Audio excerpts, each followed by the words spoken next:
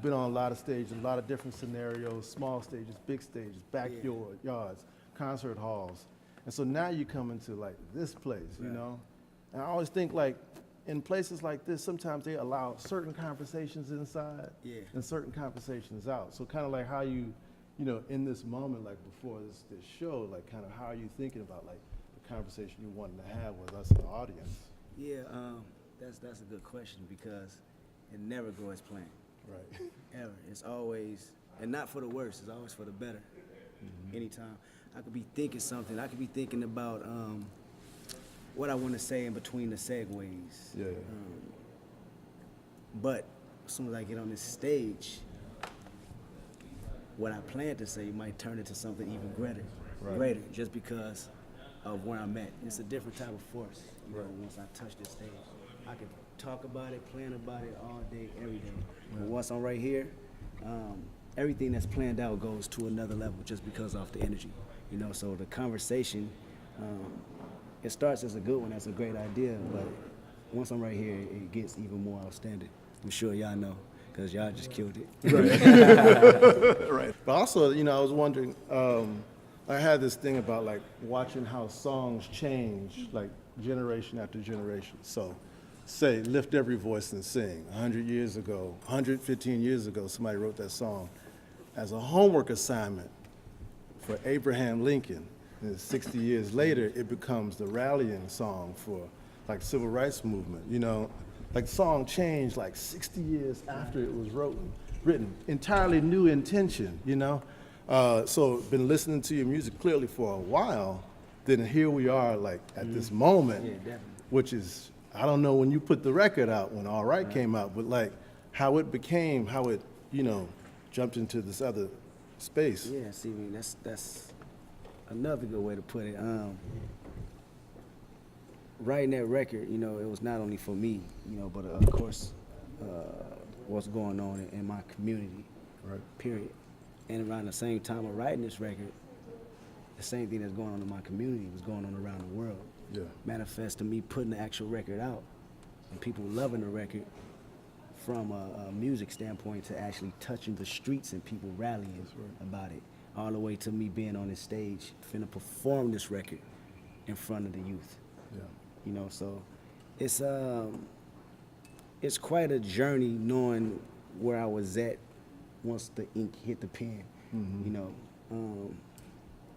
I think that's the biggest beauty of it all. You know, I always thought it'd be the record sales and things like that, but once I write it and it comes out and people are singing it, all the way to people are singing it across the world, all the way to actually touching people on a whole nother level other than just frequencies, but touching the lifestyle and the way we live. That's the glory of it, you know. So just like you said, lift every voice. That person didn't necessarily know how powerful of an impact it'll be. Yeah. But, you know, God moves all the time. That's you know right. What I'm saying? That's what we do. Speaking of like writing and stuff, like nowadays it's pretty much like insane to find like a singer who also writes their own songs. Like that's wild for whatever reason. But like what advice could you give me as a fellow writer on like honing my writing skills and just polishing them? The best advice that I would give today, it was probably been different 10, 15 years ago. Jot down all your thoughts, like throughout the day. Some people say write a song a day. Write down a thought a day. Make that go into a sentence, you know, make that go into a stanza, into a poem or whatever. It's just really, it's simple as practice, period, you know, and not being afraid to keep stagnant on what you're thinking, you know, and keeping it to yourself. A lot of times when I was coming up, I didn't want to say certain things I wanted to talk about, you know, that I'm talking about today. Or even then, because I felt like, you know, people want to relate to it. But it's always somebody out there, so you just got to continue to write it down and look at it, and it manifests as something else. If you listen to Good Kid, Mad City, and then you listen to Pimp a Butterfly, those are like sonically two different albums. Yeah, definitely. And how were you able to do that, take it that many artists nowadays, they put out 3 different albums and they all sound the same? Yeah, Yeah, that's my gift and my curse. My, I don't think I can ever do the same thing over again. As far as I wouldn't want to. Not saying I couldn't do it, because that'd be too easy for me to do. I feel like I'm not challenging myself to grow, from that, So it lives in two different worlds for sure. I didn't want people to compare it. I wanted to have its own entity. And so, most of the times us as artists, we always want to compare our previous work. Right. We got to grow from our previous work and let it have its own life. Good Kid, Mad City, and To Pimp Butterfly, like you said, is two totally different projects, and I wanted it that way. When you're coming up, right, is it, I know talent means something, but it gets to a certain point where, like, that doesn't really mean as much as, like, who you know, like, your connection, stuff like that. So to actually, like, get somewhere, because there's endless people with, like, talent, but then where do you even begin to, with those connections, like, this is who I know, this is what can get me where, like, this is that ladder, like, I'm climbing up? I tell you what defeats both of them, work ethic. Like, I've seen it through my own trials and tribulations of wondering why I'm stagnant in certain positions. It was plenty of people that had way more talent than I had when I was writing. I can name 10 of them just in my neighborhood alone. But they never really got acknowledged because they didn't work as hard. You know what I'm saying? Mm-hmm. One thing that my partner Absol told me a while ago, probably almost 10 years ago, when it's good, when it's great, nobody can stop it. Period. It's going to get out there. And when it's great, it comes from work ethic. You know what I'm saying? So no matter how many people you think not looking at you, or if you're in a position where you feel like you're not going to the next level, if you're putting that work ethic behind it and it's great, it's going to be heard, believe me. Is life as an artist, is it lonely? Like, is it hard to find people who understand you? Yeah, somewhat in a few different situations. Sometimes your lifestyle can remove the perception of people who won't see you. So what this does is it draws you in and makes you kind of like a recluse, feeling like nobody knows who you are, and it also makes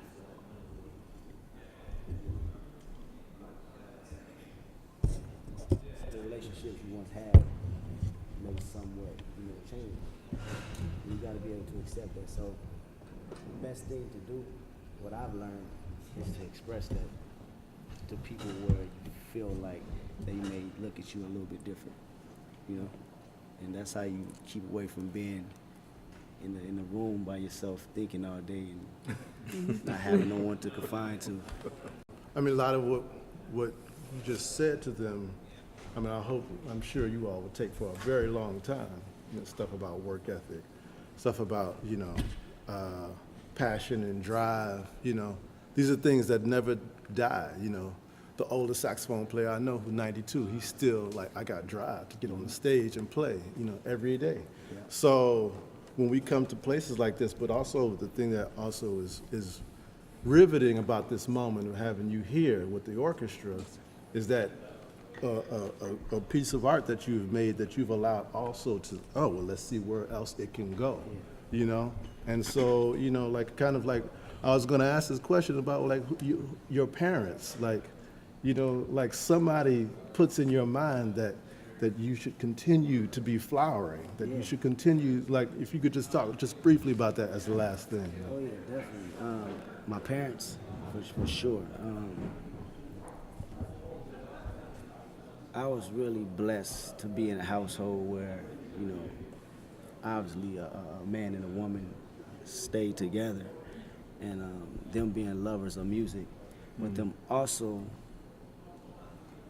put it inside my brain as a kid that it's endless amount of things that I can do in the world. Period. My mother did that from the jump. My father was more of a realist. You know, I always say that, where I'm not so completely disconnected from reality and what's going on in the world and what's going on, you know, even in my own situations. But my mother always said, you will not be confined by these four corners, these blocks that you're in. And when you find your passion, it's going to blossom to something even more greater than you can imagine. I never thought in a million years I'd be on my second album performing. Matter of fact, on my second album. Period. You know what I'm saying? Period. And to come from hiding my raps, you know, from my mother because they had a bunch of cursing in it, to being on stage with an orchestra behind me. I'm Sounding good. Right, man. I appreciate that. You know, I'm sure it's more of a shock not only to me but herself as well, because them words are powerful, like she told me. Yeah. Well, I want to thank you for taking the time